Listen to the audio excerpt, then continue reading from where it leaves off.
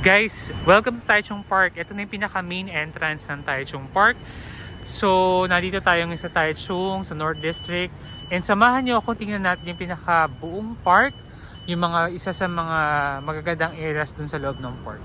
So, masarap maglakad-lakad ngayon dahil winter, malamig, masarap, mag-ikot-ikot, hindi ka papawisan. And ito yung pinaka main entrance. Samahan nyo ako na tingnan natin yung mga iba't ibang pwedeng yung puntahan at pwede kayo makapag-relax ng konti kung medyo busy na kayo sa inyong mga ginagawa sa inyong tour dito sa Taiwan. Okay? Hello everyone! Welcome to the YouTube channel again. And for today, tutur ko kayo sa Taichung Park. Again guys, marami pong salamat sa lahat po ng mga nag-subscribe sa akin channel. Kung hindi ka pa nag-subscribe dito sa channel natin na JR Life Adventures, mag-subscribe na po kayo. And if you have any comments regarding po sa mga gusto nyo puntahan natin or ano mga walking tour na gusto nyo gawin ko, please feel free to comment down below. So for today, i-explore natin tong Taichung Park dito sa North District ng Taichung. So dito sa part na to naman guys, pwede nyo tingnan to. Yan o, parang mahabang lakaran to. Especially sa mga gusto mag-ipapayat. Maganda tong park na to, parang ang laki-laki, para siyang Baguio, parang sa Burnham Park. Tapos ayun no, doon no, meron doon nagbabike or meron tong bike stand. Pwede tayo doon humiram ng bike, pero dito sa loob hindi pwede mag-bike, sa labas lang. Okay? Guys, kung titingnan niyo tong Taichung Park, para siyang similar to Burnham Park and napaka-peaceful ng place. So guys, ang lamig-lamig ngayon, 17 degrees. Diba? Tingnan nyo. Ganito mga lakad lang yung masarap na i-feel. Yung parang hindi masyadong stressful. Para ka lang local dito sa Taiwan. Guys, yung nasa gitna, yun yung parang ano siya, parang isang place dito sa park na pwede kang pumasok sa loob. Wala siyang partition, pero parang viewing site lang yan habang nag-ano kayo dyan, nagbo-boat. May bayad yung boat, doon kayo magbabayad. And yung area na yan, viewing site yan para dito sa site na to. Okay, so pupuntahan natin, ipapakita ko lang sa inyo yung saglit, yung pinakaloob. Okay, tara, samahan niyo ako. Okay. Guys, dyan tayo galing. Oh. Yan yung sabi ko sa inyo nasa gitna. Na pwede kayong mag-sightseeing kasama yung pagbo-boat dyan sa may gitnang park.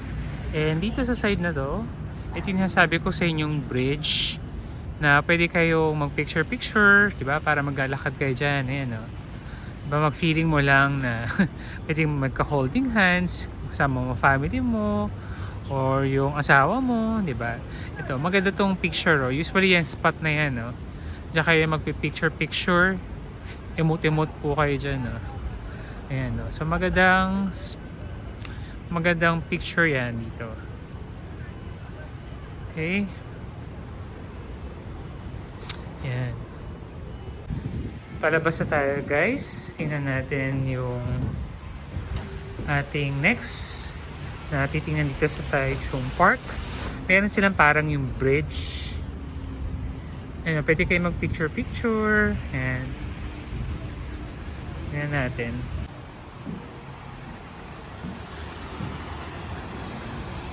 Okay.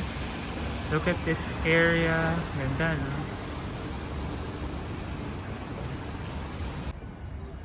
Hi guys! Welcome again to another vlog. And dito tayo ngayon sa Taichung Park. Meron ditong parang isang lugar sa Taichung Park na meron tayong parang pond. Ayan, no, fish pond. Pwede kayong sumakay dito gamit yung boat. Tapos nandito tayo ngayon sa isang lugar na kung saan sa kalagitnaan to nung mismong park na meron siyang parang, ayan, no, parang bahay na ganyan. So, tingnan nyo. Ganda. So tingnan natin, explore natin tong option na to. Okay, so pwede kayo, pwede kayo mag-rent dyan ng bike, ng boat. Ayan, oh. Look, ang ganda ng, yan yung makalapati yan, lumilipad na yan. Pwede nyo pakainin yan, pwede siyang bigyan ng mga feeds, pwede nyo laro-laruin dun sa area na yun, dun sa right side. So yung Taichung Park, ito nandito tayo sa North District. So masarap to, parang ano lang, parang ano ka lang, parang nag-relaxing mode. Okay, so maganda to na i-check nyo din one of these days. Okay, so tingnan pa natin.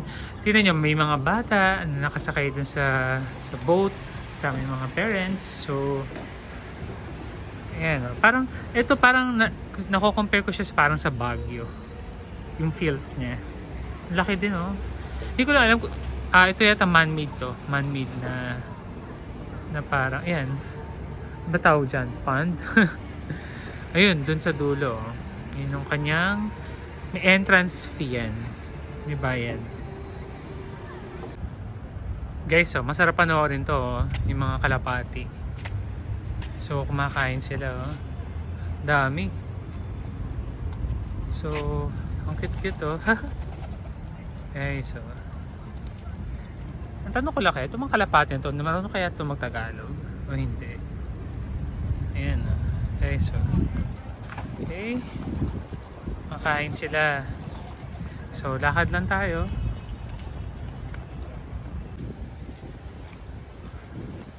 Okay, lamig na ang simoy ng hangin. Oh, kasi rin nyo to, kakaiba. Anong tawag dyan? Hindi ko alam anong tawag dyan. Squirrel ba yun? Guys, sina niya, may ano, may bibe. Ang cute.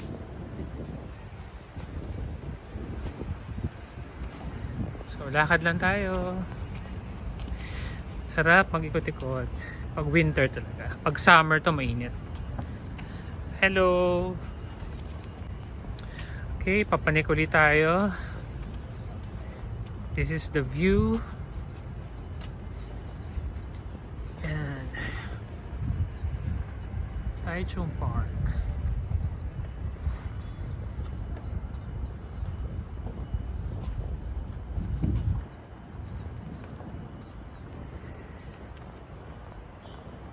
Ang cute ng chuchu.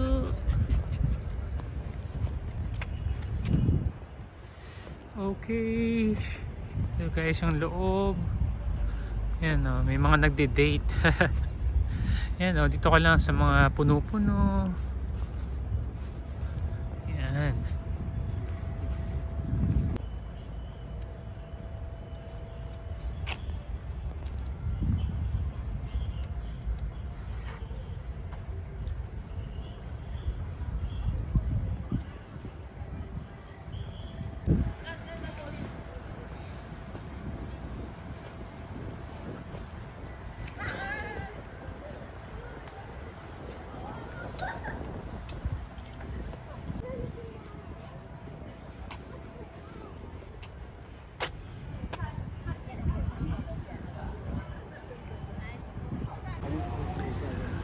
Alam nyo guys, masarap talaga magpunta sa mga park kung gusto mo yung parang solo flight ka lang, o kaya yung parang enjoy mo lang yung parang peaceful na area na to.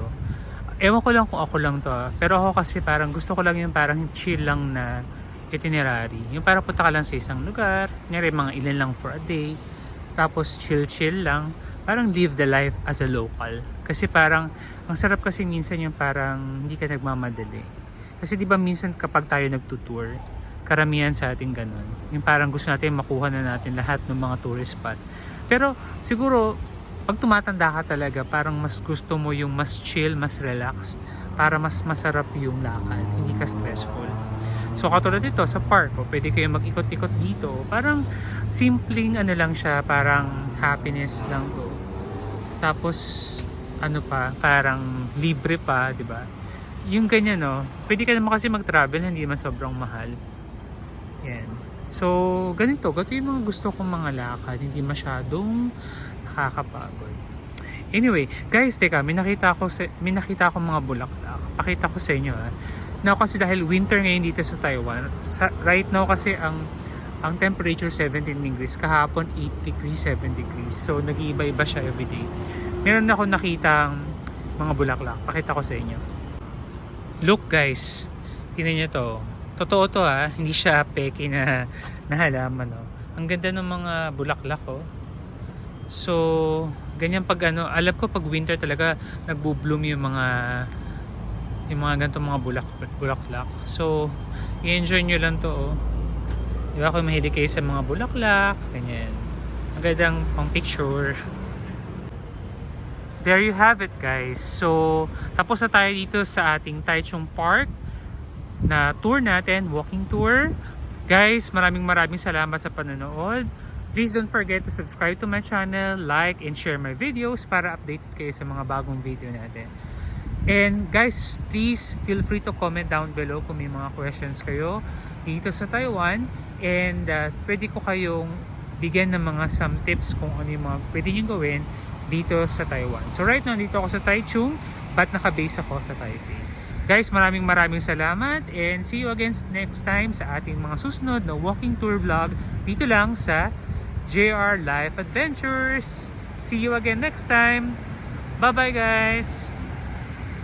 Pupunta pa ako dun sa market, night market natin. And magkakaroon tayo ng bagong vlog doon. Again guys, bye-bye again.